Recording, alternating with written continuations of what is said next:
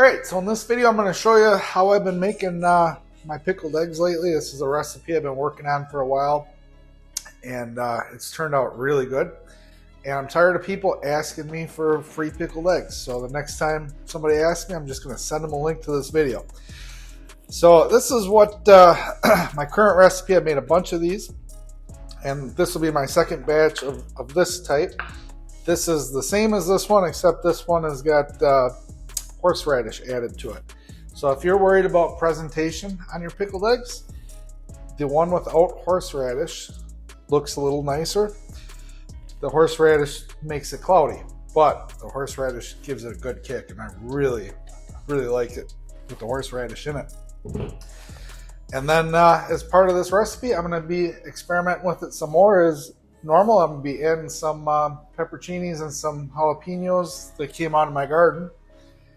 Got a haybine coming down the road. So yeah, here's the ingredients you're going to be using. For a quart jar, you're going to be using 2 tablespoons of sugar, 2 tablespoons of salt, and then a tablespoon of each of these other ingredients. This is some crushed red pepper. This is some steak seasoning, garlic, horseradish if you don't mind the cloudiness.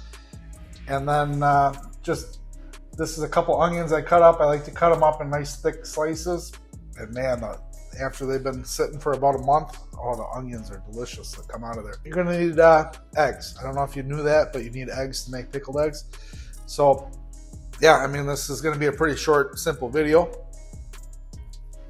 You're also gonna need vinegar. I forgot to include that in the ingredients, but yeah, so this is just some white vinegar that's covered in dog hair.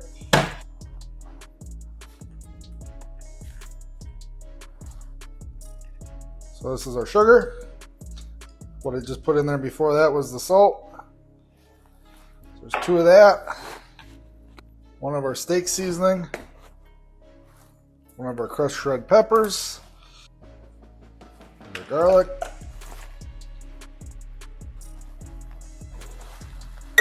Horseradish. So then I'm going to just add some vinegar and kind of stir this up.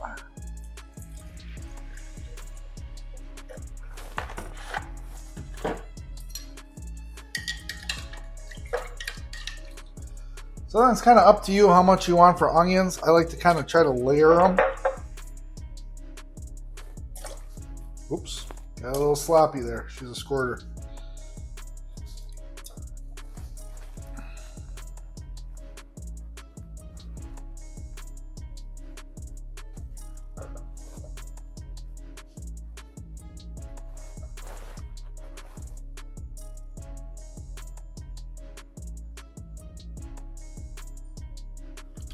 Alright, so once you got it filled up as much as you can, I like to try to keep it so that the vinegar level is as high as possible.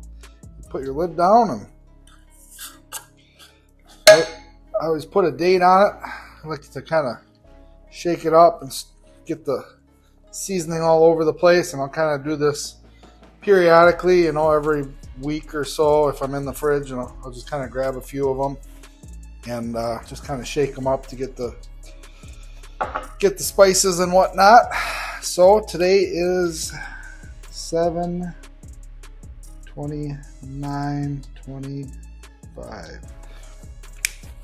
So like I said, I like to leave this in the fridge for about a month. And that's when you kind of get the most flavor out of them. And now I'm gonna make up the rest of these and add some peppers into the other ones, and that'll be a new experimental recipe.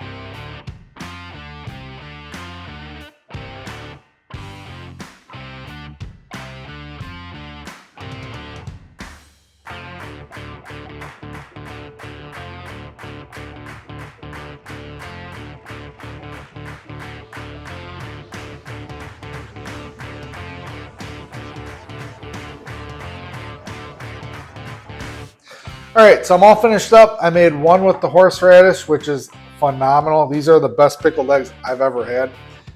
And I'm not just saying that because I make them, because most of the stuff I make sucks, but these are really good. These ones, this is a new recipe, like I said. So on these ones, I didn't add the horseradish to them just because I wanted it to be a little bit prettier presentation. And I wanted to be able to taste the difference with the peppers versus the horseradish. So anyhow, if you try either one of these, let me know, and I'll see you on the next video.